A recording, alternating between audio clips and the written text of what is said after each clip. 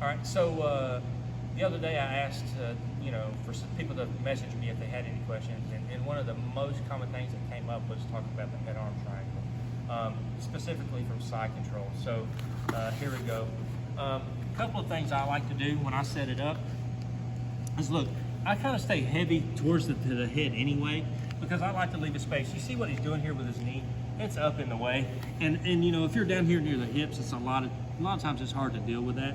So I already go ahead and take a half step towards the head, and I use my hand to control their hips and their movement, right? So if you notice, my elbow is on his hip, my thumb is coming up to the side of his neck, and I'm pulling my elbow to my side, right?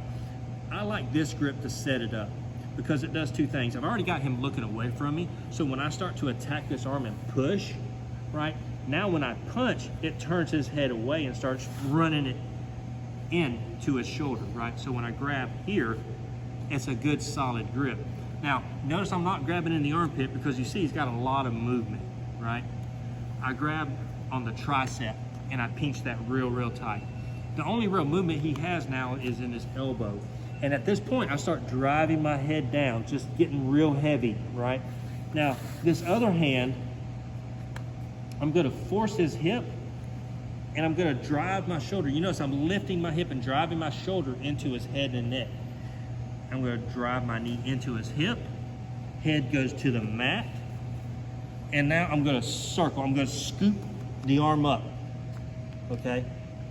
Notice right here, my head goes down. Once my knee hits the mat, my foot's still on his hip. I scoop the head. Now here, transition.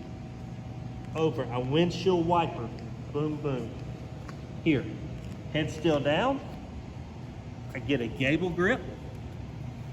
Here, I force my knee into his hip and I sprawl.